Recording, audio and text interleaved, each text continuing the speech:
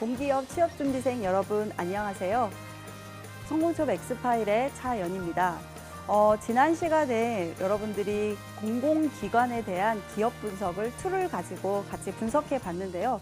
오늘 이 시간도 역시 직무 분석에 대해서 툴을 가지고 함께 분석해 보도록 하겠습니다. 저와 함께 시작하겠습니다.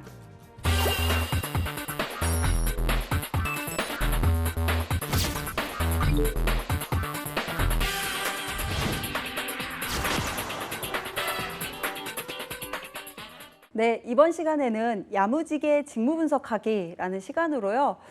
지난 시간과 마찬가지로 툴을 가지고 여러분들이 직무 분석을 좀 더 쉽고 이해하기 쉽도록 한번 여러분들께 설명해 드리도록 하겠습니다. 우선 왜 직무 분석을 잘해야 되는지에 대한 말씀을 좀 드리겠습니다. 최근에 우리 직무 능력 표준 해서 NCS에 대한 도입이 됐죠. 그래서 말 그대로 직무 능력에 대한 평가를 통해서 여러분들을 채용하겠다라는 부분이 국가에서 추진하고 있는 과제이고요. 그런 거에 있어서 역량 중심 채용으로 하겠다라고 했습니다. 예전 공공기관 같은 경우는 이제 어느 정도 시험을 잘 쳐서 인성 면접만 보고 들어가는 형태였다면 이제는 성과 중심형으로 바뀌어 있기 때문에 채용할 때 당시부터 역량 중심 채용으로 성과에 맞도록 업무 능력에 맞는 그런 채용을 하겠다라고 이렇게 변화되고 있는 시점에 있어서 여러분들이 직무 분석이라는 것은 상당히 필수적인 요소가 되지 않았을까 싶습니다. 자, 그렇다면 채용 면접 시 그럼 직무 분석을 하게 되면 어떠한 부분의 질문을 받게 되는지 한번 왜 우리가 직무 분석해야 되는지 알아보겠습니다. 지원한 직무를 위해 어떠한 노력을 하셨나요? 라는 질문을 하게 됩니다.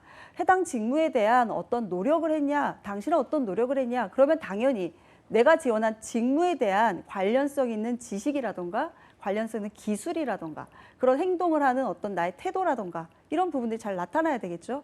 그래서 지원 직무 이런 이야기가 나오면 KSA, 지식, 기술, 태도라는 부분들이 여러분의 내용과 지원한 직무에 잘 녹여들어서 이야기를 할 수 있어야 되고요. 그렇다면 지원 직무의 강점 무엇인가 라고 물어보게 되면 당연히 그 직무에 있어서 모두 다 잘하는 건 아니죠. 여러 가지 이제 여러분이 할 수 있는 것 중에 대표 강점을 하나 더 어필하면서 그 강점을 통해서 내가 성과를 내고 또 이어서 그 성과를 통해서 회사에 기여하겠다라는 부분까지 추가적으로 연결을 할 수 있어야 되기 때문에 내가 어떠한 직무의 포지셔닝을 하지 않고 그냥 전반적인 얘기를 하게 된다면 여러분의 특성을 잘 알 수가 없어서 합격되지 못할 수 있다는 거죠. 자, 그렇다면 직무 관련 질문의 어떤 맥락적인 의도는 무엇인가 보면은요, 이런 해당 직무 기술서가 있죠. 그 직무 기술서에 관련된 유사한 과거 경험이 있는지 우리가 아무래도 해본 사람이 낫죠. 안 해본 사람보다는. 그래서 이제 우리 회사에서는 이 직무는 이렇게 하는 겁니다라고 제시가 돼 있는데 그 제시돼 있는 것과 유관성 있게 내가 해봤다, 공부를 해봤다, 아니면 경험을 해봤다, 기술을 가지고 있다 이런 부분들을 얘기한다면 당연히 그 일을 잘할 수 있다라는 부분에 대한 표현력이 되고요. 그 다음에 업무 능력에 맞는 성과에 대한 부분을 알고 싶다. 그 일을 해본 사람은 사실 한 번 해본 사람보다는 두 번 해본 사람이 낫겠죠. 이제 그 두 번 해봤냐, 세 번 해봤냐 이런 빈도수적인 어떤 특징을 여러분이 수치적으로 나타낼 수 있다면 그걸 역으로 성과로 여러분이 표현한 거다라고 볼 수가 있을 거고요. 그 다음에 업무와 연계돼 있는 내가 일하는 부서가 만나는 고객이 아니면 내가 지금 제공해야 될 서비스가 누구를 대상으로 하냐. 이제 오늘 사례로 이제 몇몇 개의 공공기관을 여러분에게 제시해 드릴 텐데요. 이제 그 기업마다 뭐 중소기업을 대상으로 하는 경우도 있고요. 청소년을 대상으로 할 수도 있고요. 여성을 대상으로도 할 수도 있고요. 그 다음에 군인을 대상으로도 할 수 있고요. 그 다음에 취약계층을 대상으로 아니면 노인을 대상으로 이렇게 다양한 대상자들이 있는 그 고객이 있을 수 있고요. 아니면은 회사 내에 지원 파트에 있다. 뭐 총무팀, 인사팀 이런 부분에 계신 분들은 당연히 고객이 누구겠어요? 기업 내 직원들이겠죠.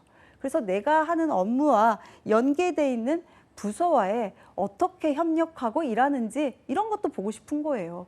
그래서 요즘에 협력 문제 이런 문제가 상당히 많이 나오고 있고요. 그다음 요즘 이제 경험 기술서를 기반으로 한 상황 질문이라는 이제 면접 질문도 있고요. 그다음에 자소서 질문도 있고요. 그 경험 질문 뭐 이런 것들이 있는데요. 이런 모든 것들이 다 그 회사에 일어날 수 있는 상황을 제시하고 그 상황에 맞춰서 어떻게 이 사람이 풀어갈 건지를 알아보는 거죠. 그래서 업무 상황에 맞는 태도를 갖고 있는지라는 부분에 대한 여러분들이 일을 잘할 수 있다라는 표현을 하셔야 된다라는 거죠. 그래서 이 모든 것들의 공통점은 뭐예요? 직무기술서. 그래서 직무기술서를 내가 해당하는 직무 중에 어떠한 부분에 잘할 수 있는지를 찾으셔야 된다는 거죠. 그냥 두루두루보다는 중심축을 가지고 그 축에서 여러분들 최대한 내용을 스토리를 전개하고 기타 부수적인 것들이 있죠. 좀 요것도 좀 할 수 있는 것들은 한두 개 정도 연계해서 부가적으로 같이 이제 여러분들이 MSG라고 하죠. MSG를 좀 쳐가면서 할 수 있겠죠. 자, 그러면 직무 분석 방법 제가 두 가지로 제시를 드리겠습니다. 이제 지금 직무 분석에 대한 뭐 방법에서 직무 기술서 위주로 말씀을 사실 드렸습니다만 가장 현장에서 여러분들이 해야 할 일을 하고 계신 분, 현직자분들이죠. 현직자분들을 만날 수만 있다면 그 현직자분들의 인터뷰를 하는 게 상당히 중요하고요.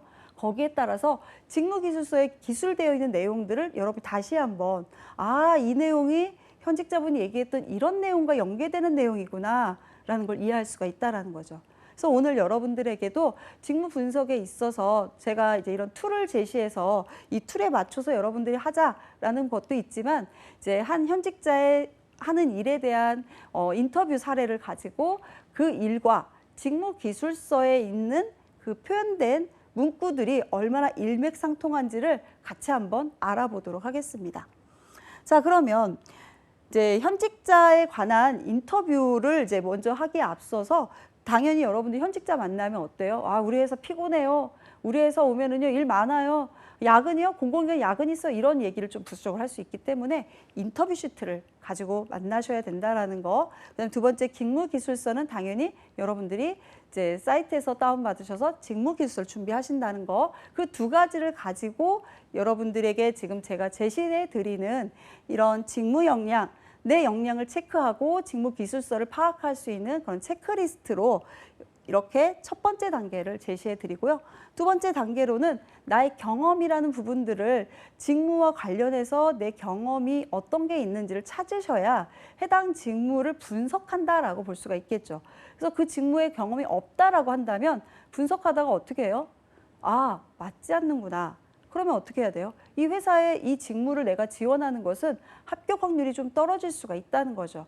그래서 좀 더 다른 직무를 찾아보는 그런 방법도 될 수 있기 때문에 직무 분석만 하는 게 아니라 직무 분석을 나의 어떤 경험과 연결시키는 두 번째 시트가 있고요. 세 번째 시트는 현직자와 인터뷰한 내용들이 있을 겁니다. 그 인터뷰한 내용에 관련돼 있는 내용들이 또 나와 연결돼 있는 그런 내용에 대한 부분들을 같이 연동성 있게 보신다라고 한다면 직무기술서의 내용, 나의 경험을 중심으로 또 인터뷰한 그 현직자의 내용 이 세 가지를 여러분들이 3스텝으로 분석하는 툴을 여러분이 사용해 볼 수가 있습니다. 자, 그러면 사례로 바로 들어가도록 하겠습니다. 근로복지공단의 보험 일반이라는 분야로 제가 하나를 잡고 직무 기술서를 가지고 왔습니다. 그럼 보험 지원자 입장에선 저는 보험 일반직이에요 라고만 이야기를 한다는 거죠. 보험 일반직 안에는 경영 지원 직군도 있고요. 여기와 같이 금융보험 직군도 같이 있습니다. 그렇다고 해서 또 금융보험 안에서도 보시는 것 같이 소분류 안에서 보면 영업보험 계약이라는 업무가 있고 손해사정이라는 업무가 있습니다. 이 모든 걸 다 할 수 있다라고 보험계약 제가 보험 일반 직군으로 지원합니다. 이렇게 하기에는 너무 넓죠, 범위가.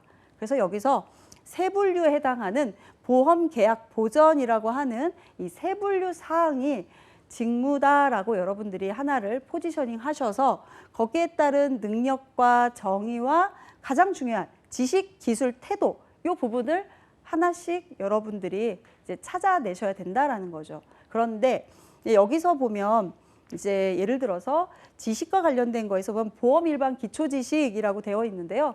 이 부분이 어떤 부분인지를 그냥 이 문구만 봐서는 잘 모릅니다. 그래서 검색 사이트에 들어가셔서 보험 일반의 기초 지식이 무엇인지를 찾아보셔야 돼요. 그 찾아보면 이런 지식들이 있어요. 뭐 그 안에는 뭐 법에 관한 것도 있을 수 있고요. 용어에 관한 것도 있을 수 있고요.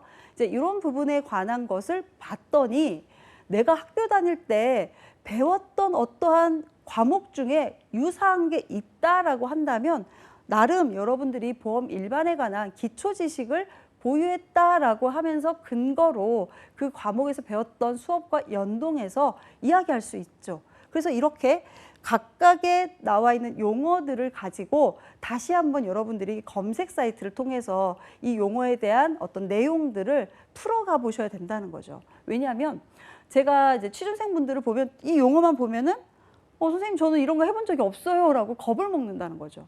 여기서 리스크 분석 기술 갑자기 막막하죠. 이 리스크 분석. 근데 최근에 이제 한 친구도 근로복지공단에 지원을 하는데 리스크 분석 당연히 없죠. 그런 적이 어디 있겠어요. 근데 가만히 곰곰이 생각해 보니까 마케팅 수업을 들으면서 해당 마케팅 수업에서 기업의 상품들에 대한 조사를 하면서 그 상품의 페인 포인트들을 찾아서 그 페인 포인트에 어떤 새로운 신제품이나 어떤 개선 사항 이런 부분들을 찾아내면서 리스크에 관한 어떤 이런 상품의 이런 것들을 봤다, 찾았다라는 생각이 떠올랐다라는 거죠. 유사하지는 않습니다, 물론. 하지만 그런 과정적인 측면에서 내가 이 공단의 리스크 분석 기술을 어필하고자 할 때 최대한 여러분들 이런 노력을 한다면 어떻겠어요? 자소서의 내용에서도 뭔가 정말 들어오고 싶은데 관련한 건 없지만 유사하게 이런 걸 했구나.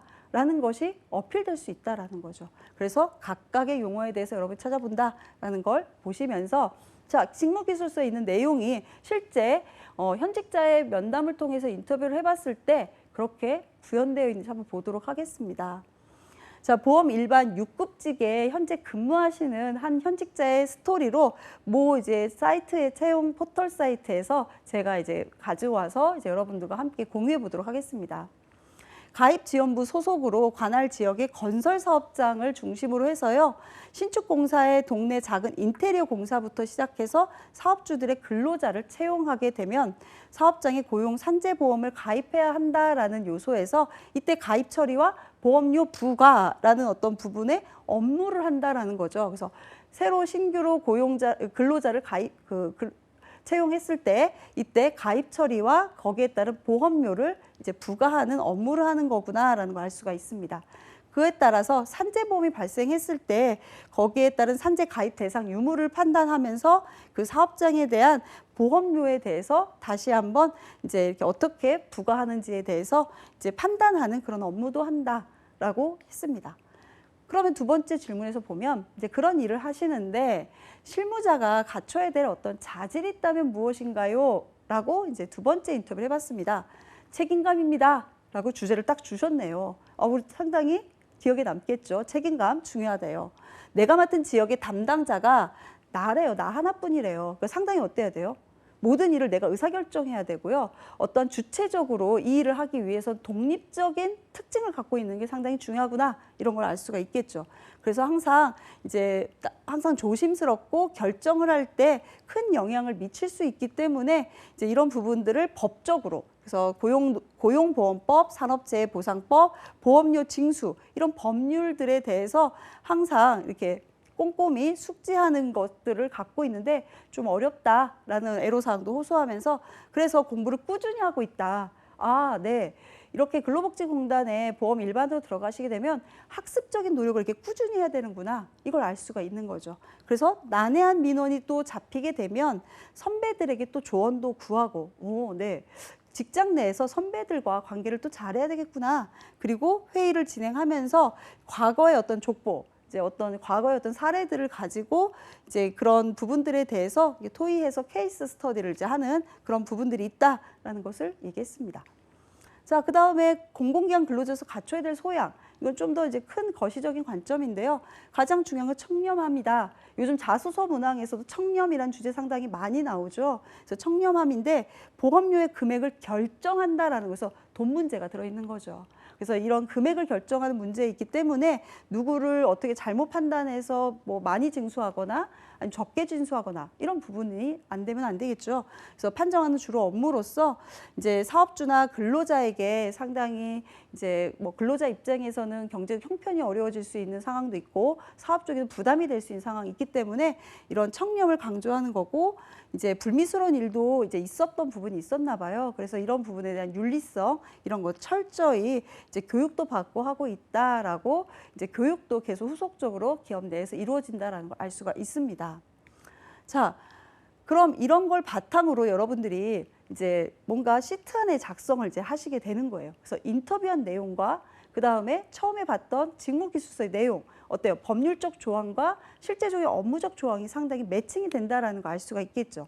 자, 그러면 이제 두 번째 사례로 가서 여러분들에게 조금 더 이제 인터뷰가 깊이 있게 간 인터뷰를 가지고 실제 이제 분석 툴에다가 어떻게 기입하면 좋을지를 말씀드리도록 하겠습니다. 이번에 이제 분석하고자 하는 것은 국민건강보험공단에 관한 것입니다.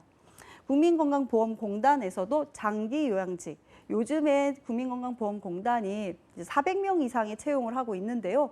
이 채용 자체 규모가 늘어난 이유 중에 하나가 장기요양직들에 대한 채용 규모가 좀 크게 늘어나고 있습니다. 그건 당연히 이제 인구의 노후화로 인해서 이제 노인 인구의 어떤 증가로 인해서 이 분야의 파트에 담당자가 많이 필요하다라는 걸 알 수가 있겠죠.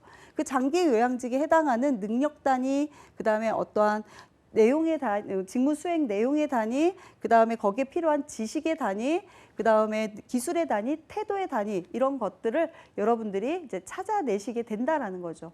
좀 전에 보신 것 같이 그냥 요양직 하면은 다양한 세 분류의 업무들이 있습니다. 이걸 모두 다 여러분들이 갖고 가는 게 아니라 그 중에 내가 강점이 될 만한 그 용어, 그 직무에 대해서 내가 찾아서 그 직무의 키워드들을 여러분이 본다. 당연히 장기요양이니까 노인성 병에 대한, 그 다음에 노인의 어떤 생활에 대한 이런 부분의 지식과 그 노인을 만나고 대해야 되기 때문에 그 노인을 만나고 대할 수 있는 그런 기술과 태도에 대한 부분, 그 다음에 사회복지에 대한 어떤 그런 특징, 이런 부분들을 잘 이제 나타내고 있다라는 것을 직무기술서를 통해서 우리가 1차적으로 알 수가 있습니다. 자, 그러면 원스텝에서 당연히 여러분들이 툴에다가 국민건강보험공단, 나는 요양직으로서 그중에 장기요양이라는 직무를 하겠다. 세 분류에 있는 내용이죠. 그걸 하나 포지셔닝 한 다음에 장기요양의 내용에 대해서 이렇게 정리를 하게 됩니다. 정리를 이렇게 하신 다음에 어떻게 하죠? 그 다음에 거기에 따라 장기요양의 지식, 기술, 태도에 해당하는 부분을 우선은 가지고 와서 작성을 하시면 좋아요. 작성을 하신 다음에 이 작성 내용 중에 내가 그래도 지식에서 관련성 있겠다 하는 내용만 다시 여러분들에게 이렇게 색깔로 표시를 했어요, 제가요. 이 부분을 다시 여러분들이 추출해낸다라는 거죠. 그래서 내가 지원한 직무의 범위는 이렇게 업무 능력을 요구하는데 내가 보유한 거는 다시 이 부분이다라는 거에서 이 부분에 관한 근거적 경험을 이제 찾으셔야 된다라는 게 이 표를 통해서 여러분들이 우선 1차적으로 알 수가 있다라는 걸 볼 수가 있습니다. 자, 그럼 역시 이제 건강보험공단의 현직자분을 인터뷰해서 여러분들과 함께 실제 직무 기술서에 있는 내용과 현직자분이 현장에서 일하고 있는 내용이 얼마나 일맥상통하고 또 직무 기술서에 있는 내용은 좀 사실은 평면적인 요소죠. 입체적이지 못하죠. 이제 그런 입체적일 수 있는 다면적인 요소는 또 인터뷰를 통해 또 알 수가 있겠죠. 그래서 인터뷰를 한번 보도록 하겠습니다. 어떤 업무를 담당하고 계신지, 그래서 업무에 대해서 소개를 해달라라는 질문을 이제 했죠. 그래서 업무로서 이제 노인 장기 요양 보험 제도에 대한 업무를 한대요. 그러니까 노인들이 장기적으로 요양을 하는데 이거에 따른 보험적인 제도를 관리하는 업무를 하는 것 같습니다. 그래서 고령이신 분들이 노인성 질병으로 인해서 신체, 정신 이런 부분들이 쇠퇴해진 분들에게 서비스를 제공하는 일을 하고 있고요. 대상에 해당되신 어르신께 신청을 하시면 방문을 해서 거기에 따른 이제 조사를, 인정조사라는 조사를 하게 된다라고 이제 이야기를 해줬고, 그 다음에 그 부분에 있어 등급이 나오면 이제 이용을 어떻게 해야 되는지, 그 다음에 요양기관은 어떤 부분이 있는지, 급여 부분이 사후 관리는 어떻게 해야 되는지 이런 부분에 대해서 전반적으로 알려드리고 안내해드리는 사업을 수행한다라고 했습니다. 인터뷰 내용 중에 인정조사 이 부분이 상당히 좀 생소한 업무라서 한번 물어봤습니다. 인정조사 업무 어떤 업무예요? 라고 했더니 장기 요양 인정 신청을 한 어르신을 방문해서 좀 전에도 이렇게 뭔가 신청은 방문한다라는 얘기가 했는데 또 방문해서 심신 상태를 정신적인 것을 관리해 주는 일을 한다고 했는데 실제로 심신 상태를 조사를 한대요. 그래서 그 심신 상태를 조사하는 업무 중에 사소하지만 세수하기, 옷 입기, 옷 벗기 그런 이제 혼자서 뭔가 자가 활동을 하는 정도를 파악하는 건 것 같습니다. 그래서 그런 장기 요양 인정 조사표라는 것을 작성해서 그분이 신청 대상자인지 아닌지를 이제 판단하는 그런 어떤 특징을 갖고 있다라는 걸 말해줬고요. 하루 일과 우리가 이제 그 업무를 잘 알기 위해서는 하루 일과를 보면 그 업무가 어떠한 요소가 필요한지를 좀 잘 알 수가 있겠죠. 그래서 하루 일과를 이제 물어봤더니 9시 전에 출근한대요. 그러니까 좀 우리가 이제 뭔가 공공기관 하면은 제 시간에 딱 가서 딱 퇴근 이런 게 아니라 좀 일찍 출근을 해야 되는 경우에는 또 이렇게 일찍 출근하는구나 알 수 있는데요. 그래서 출장이라는 것을 나가는데 9시 전에 출근해서 출장 나갈 자료를 준비하고 그래서 9시 반쯤에 출장을 나가고 3-4곳 정도 방문을 한 다음에 2-3곳 정도의 뭐 이런저런 업무들을 이제 보면서 점심을 이제 식사를 하고 오후 2시쯤 회사로 복귀를 해서 조사표를 입력하고 이제 전산에 입력하겠죠. 다음 날 또 출장 나갈 약속을 잡는 그런 일을 하고 있다. 그래서 그게 전체적으로 일과가 끝난다라고 했습니다. 출장이라는 단어가 좀 있고요. 그다음에 뭔가 출장 가서 조사를 한다라는 단어가 있고요. 또 조사 후에 또 그것을 정리해야 된다라는 게 있고 또 그게 끝나고 나면 또 다음 또 출장에 갈 것에 대한 또 이제 뭔가 상담을 하거나 연락을 또 취하는 그런 부분을 알 수가 있네요. 그래서 듣다 보니까 정말 출장 많네요. 바쁘시겠어요.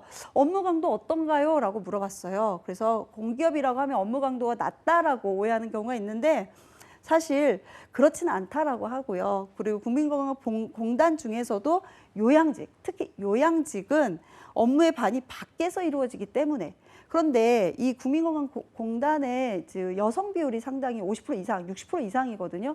그러니까 여성분들이지만 출장이라는 업무에 대해서 상당히 익숙하고 활동적이신 분들이 상당히 맞겠다라는 생각이 들었습니다. 그래서 남아서 이제 일을 처리하고 그 다음에 또 남아서 야근을 하는 경우도 있어서 이제 그나마 지역이 서울이나 수도권일 경우에는 교통이 좀 편리하고 그래서 좋지만 지방일 경우에 교통이 안 좋다 그러면 운전을 많이 해서 다니기 때문에 상당히 피곤할 수 있다라고 이야기를 해줬습니다. 그렇다면 전체적으로 이런 일을 하는 데 있어서 어떠한 역량이 필요하나요? 출장, 아까 얘기했죠. 당연히 체력 필요하다라는 거 필수라고 합니다. 그래서 요양직 하시려고 하는 분들 체력 뭔가 보여줄 수 있으셔야 됩니다. 이제 그런 부분들에 대한 얘기와 그 다음에 출장 업무가 매일 있고 또한 봉사 정신. 내가 이제 그분의 입장에서 좀 더 안타까움을 갖고 그분을 도와줄 수 있는 그런 어떤 제도적인 범위 아니겠죠. 그런 부분을 이제 갖고서 일을 해야 되기 때문에 항상 일에 대해서 긍정적인 자세를 갖고 일을 임하면 좋겠다라는 것을 말했습니다. 자, 이렇게 두 번째 시트죠. 두 번째 툴 안에서 여러분들이 제가 이제 질문과 답변을 이제 썼는데요. 여러분들 인터뷰에 미리 이렇게 질문들을 뽑아간다라는 거죠. 그래서 그 현직자 분에게 그냥 이 일에 대해 설명해 주세요. 그냥 이 일은 어떤 일이에요. 그냥 말씀해 주세요. 그냥 맨몸으로 가서 듣는다라는 그런 자세보다는 이런 인터뷰 종이를 이렇게 갖고 옵니다. 갖고 와서 여러분들이 메모를 하고 또 현직자하고 인터뷰를 하게 되면 현직자분도 뭔가 내가 전문성을 뭔가 좀 더 얘기해줘야겠다라는 생각에 충실하게 답변을 해준다라는 거죠. 그래서 여러분이 준비가 돼 있으면 또 인터뷰도 역시 좋은 그런 인터뷰가 되지 않을까 싶어서요. 이런 식으로 인터뷰를 뽑아가고 거기에 대한 답변 내용을 이제 여러분이 쓰게 되고 거기에 따른 나의 관련성을 이제 쓰게 된다. 자, 그럼 이제 세 번째입니다. 제가 이 직무 분석에 있어서 이제 세 번째로 제시하는 거는 경험에 대한 분석을 해야 직무 기술서에서 내가 매칭되었던 그것의 근거 자료, 그다음에 인터뷰를 통해서 내가 막연하지만 이거는 나는 잘 맞겠다. 이런 부분에 대한 근거 자료는 여러분의 경험 분석이 돼 있어야 이 모든 것들이 직무 분석을 했다라고 얘기를 할 수 있겠죠. 이제 그런 부분에서 제가 그냥 편의점의 사례로 갖고 왔습니다. 편의점에서 고객 서비스를 대하고 진상 고객을 응대할 때도 있겠죠. 그 다음에 재고 관리와 폐기와 반품 처리를 해야 되는 이런 업무들을 하게 된다라고 제가 제시를 했을 때 이 업무들을 이제 보면은 이제 각각의 계산 업무, 매장 청소, 그다음에 상품 진열, 뭐 유통기한, 그다음에 고객 서비스 이런 부분들의 업무를 하게 되고 거기에 대한 활동 사항이 나타나게 된다라는 거죠. 그럼 좀 전에 요양직 같은 경우 보세요. 이제 봉사하는 마음, 그다음에 그 노인분들의 어떤 대하는 자세, 고객 서비스에 대한 응대 이런 부분들이 있기 때문에 내가 편의점에서 진상 고객이나 다양한 고객들을 만나면서 그분들의 서비스에 대해서 응대해주고 그분들을 대변해줬다라는 거에서 여러분들이 이제 그런 사항들을 이 편의점의 사례지만 어필해낼 수 있다라는 것을 말씀드리면서 이제 직무 기술서에 있는 내가 관련 있다라는 키워드를 뽑아오고 그 중에 민원 대응 능력이라는 주제를 만약에 뽑아온다면 거기에 따른 편의점에서 내가 진상 대응에 대해서 어떻게 했다라는 것을 근거적으로 그다음에 뭐 민법, 소득세법 이런 어떤 법적인 공부를 했거나 하는 요소라면 학교 다닐 때 수업 시간에 어떤 과목을 들으면서 이런 관련 공부를 했거나 자격증을 취득하면서 이런 과목들이 있었던 부분을 제시하거나 하면서 내가 기술서에 있는 주제를 가지고 나의 경험으로서 매칭하고 어필하는 부분이 필요하다라는 말씀을 드리면서 자, 직무 분석 정리해 보면은요, 3가지입니다. 첫 번째, 기업 현직자를 인터뷰한다. 두 번째, 직무 기술서에 내가 해당할 만한 키워드를 뽑아서 나의 경험, 세 번째 분석을 통해서 3가지를 가지고 내가 그 직무에 얼마나 잘 맞는지를 파악하는 게 직무 분석이다라는 것을 말씀을 드리면서 우리가 저번 시간에 기업 분석, 이번 시간에 직무 분석을 한 이 모든 것들은 직무 적합성, 조직 적합성, 올바른 공공기관의 그 공공성을 드릴 수 있는 인성 이런 부분을 파악하기 위한 그런 단계다라는 것을 우리가 알 수 있겠습니다.